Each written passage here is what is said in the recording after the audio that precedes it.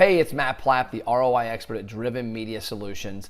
And recently, a client showed me a unique and a little different way that he looked at our program over what I typically show him. And so I want to walk you through that because I think, honestly, it's a lot better way to explain the program. It's more clear, and it really shows the lifetime value of customers. So what our program does is pretty simple. We have a VIP offers program that gets people to opt in using Facebook Messenger, email, and text. There's a couple different programs. But at the end of the day, our goal is to drive them into your restaurant the first month and then continue to communicate with them ongoing to get them back into your restaurant to spend money. Now we have their email, their messenger subscription, their text message that we can send them messages on. So we've got a lot of different ways to communicate with them. So the way we typically explain the program is I tell customers, and we've shown this, okay, our goal is the first month, in this case, this is a fast food restaurant, to get 500 opt-ins consistently. And that first month that this customer is in the program, we want to drive enough people in to drive around $2,500 in revenue. And then we value these opt-ins at $10 a piece because of the lifetime value of growing your database is about $10 per opt-in. So it would say $5,000 value here, $2,500 here, $7,500, and you spent $2,000 to get that $7,500 in this example of a program. Like I said, we've got many different programs. So the customer's comment was, Matt, I don't really understand the $10 per opt-in. I get where you're coming from. I don't know that that's a universal number for every restaurant, and he's got a few different types of restaurants. I look at the actual percentage. If I can get 10% of these people to come back, or 20% or 30%. So what we did was we looked at a couple different scenarios. On the fast food part, it was determined that he said, I can consistently get 20% of the people to come back that enjoy me on a very low end on a program like this. And so I said, okay, let's see what that looks like. So if you look at that, yes, our program month one is where the acquisition cost is for the customers that opt in month one. So if this is a January and he pays our company $2,000 to run the program, well, that is to get the people in month one. Month 2 through 12 are already in the program as long as he's a customer. And so there's no cost because we're using that expense on the Facebook ads and the other stuff, our program, to drive them into the first month.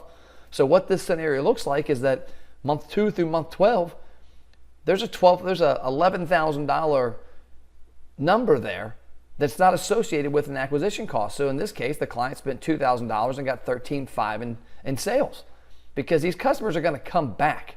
If you have a compelling reason they need to come back and do business with you, it's not going to be hard to get them back. And that's where a lot of businesses aren't looking. They're looking at, okay, I spend $2,000 and I get $2,500 in sales.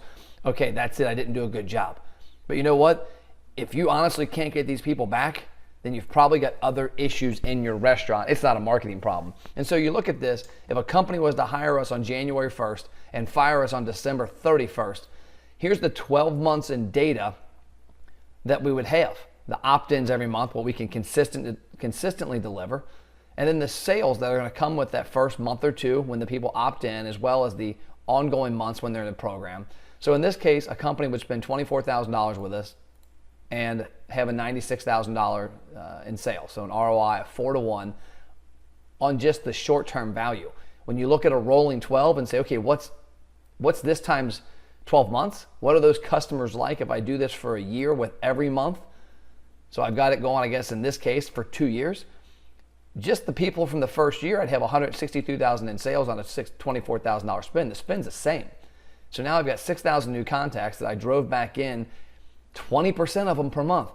And the value of that is you look at a month 10, for example, and you've gained 500 contacts over 10 months each month. You've got 5,000 new contacts. Do the numbers. 20% of 5,000. That's a big number. That's a lot of people that you can drive into your restaurant. That's a bigger audience you're talking to that you're not spending any more money than you are already spending to talk to the people from month one. These are all included. And so now you look at this on different levels. A restaurant that's fast casual, that's got a $20 average check.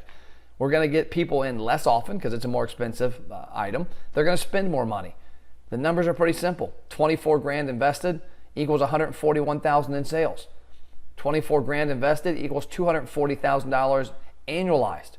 That's $250,000 on a program that costs $24,000. Now you look at where the real juice is, because the average spend goes up, the program's more efficient. and we have a little more increased budget here on the program to get more opt-ins. We're at 600 opt-ins a month. And you look at this, 600, 33, almost $3,400 month one.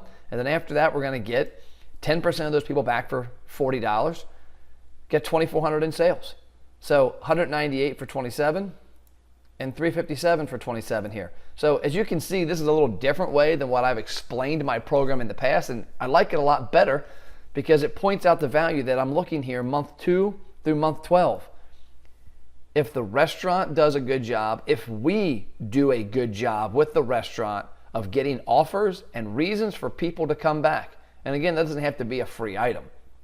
Early on, it needs to be a free item to get them into the program. That's not a big deal because you look at the value of getting that person. If I were to tell you, hey, we're going to get 600 people every month to opt in through a free appetizer, no strings attached, free appetizer. Would you take 30 grand in sales to give out 600 free appetizers that only about 250 are going to get redeemed? Yeah, you would. There's the answer. The value is this right here, month 2 through month 12, and it's how do we get those people back in? And that might be Kids Eat Free. It might be an acoustic band. The goal is to get them back and to give them a reason to come back. And then if we use through our program, we can measure that they actually come back and how much they spend. So that's what we do. Wanted to walk you through that. Any questions, please let me know. Again, I'm Matt Plapp with Driven Media Solutions. We are the ROI experts when it comes to putting a trackable, measurable result alongside your advertising dollar. See you later.